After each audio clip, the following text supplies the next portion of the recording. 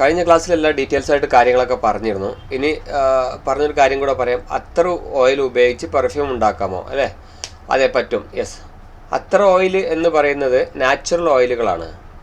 Fragrance oil എന്ന് പറയുന്നത് അത്തർ ഓയിലാണ്. ഓക്കെ, നാച്ചുറൽ ആയിട്ടുള്ള നമ്മൾ ഫ്ലവേഴ്സിൽ നിന്ന്, അതുപോലെ ഫ്രൂട്ട്സുകളിൽ നിന്ന്, ചെടികളിൽ നിന്ന്, മരങ്ങളിൽ നിന്നൊക്കെ ക്രിയേറ്റ് ചെയ്തെടുക്കുന്ന നാച്ചുറൽ ഓയിലുകളാണ് ഫ്രാഗ്രൻസ് ഓയിൽ അല്ലെങ്കിൽ അത്തർ ഓയിൽ എന്ന് പറയുന്നത്. ഈ അത്തർ ഓയിൽ ഉപയോഗിച്ചിട്ടാണ് നമ്മൾ പെർഫ്യൂം ക്രിയേറ്റ് ചെയ്യുന്നത്. ഓക്കെ, അത്തർ ഓയിലിലേക്ക് ആൽക്കഹോൾ ചേർക്കുന്നതോട് കൂടിയാണ് അത് അത്തർ എന്ന കൺസെപ്റ്റ് നിന്ന് മാറി അത് പെർഫ്യൂം എന്നൊരു കൺസെപ്റ്റിലേക്ക് മാറുന്നത്. ഓക്കെ, എത്തനോളാണ് ഉപയോഗിക്കുന്നത്, ആൽക്കഹോൾ തെറ്റ് എത്തനോളാണ് ഉപയോഗിക്കുന്നത്. ഓക്കെ, അത്തർ ഓയിലിലേക്ക് എത്തനോൾ നമ്മൾ ഇഷ്ടപ്രകാരം ചേർക്കാൻ പറ്റില്ല. അതിനൊരു നോട്ട്സ് ഉണ്ട്, ഒരു ഇത്ര പെർസെൻറ്റേജ് എന്നുള്ള രൂപത്തിലുള്ള നമുക്ക് ചേർക്കാൻ പറ്റുള്ളൂ. ഓക്കെ, അപ്പോൾ അതിന് ആവശ്യമായിട്ടുള്ള സാധനങ്ങൾ താഴെ നോക്കൂ. ഒരു ആവശ്യമായിട്ടുള്ള സാധനങ്ങൾ എന്നൊരു ലിസ്റ്റ് കാണുന്നു അല്ലേ? അത്തർ ഓയിൽ. ഇപ്പോൾ നമ്മളൊരു 100 ml സൈസിലുള്ള ഒരു സ്പ്രേ ആണ് നമ്മൾ ക്രിയേറ്റ് ചെയ്യുന്നതെങ്കിൽ അതിന് ആവശ്യമായിട്ടുള്ള സാധനങ്ങൾ നോക്കാം. ഒരു അത്തർ ഓയിൽ നമുക്കൊരു 10 ml എടുക്കാം.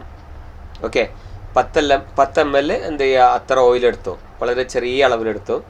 ഇനി അതിലേക്ക് എന്ത് ചെയ്തു, എത്തനോൾ, പെർഫ്യൂം വാട്ടർ എന്ന് പറയും. എത്തനോളിന് നമ്മൾ പെർഫ്യൂം വാട്ടർ എന്ന് പറയും. ഓക്കെ, ഈ പെർഫ്യൂം വാട്ടർ അല്ലെ പെർഫ്യൂം ആൽക്കഹോൾ ഒരു 80 ml പെർഫ്യൂം വാട്ടറും കൂടെ അതിലേക്ക് ആഡ് ചെയ്തു. അപ്പോൾ ഇത് ടോട്ടൽ എത്ര, 90 ml ആയി. നമുക്ക് എത്ര വേണ്ടത്, 100 ml ആണ്. ഓക്കെ, ഇപ്പോൾ 90 ml ആയി. ഇനി അതിലേക്ക് ഡിസ്റ്റേർഡ് വാട്ടർ, അതിലേക്ക് നല്ല ശുദ്ധമായിട്ടുള്ള വെള്ളം എന്ത് ചെയ്തു, ഞാൻ ഒരു 10 ml അതും കൂടെ ആഡ് ചെയ്യാൻ പറയുകയാണ്. ഓക്കെ, 10 ml കൂടെ ക്രിയേറ്റ് ചെയ്യുമ്പോൾ ടോട്ടൽ 100 ml ആവും.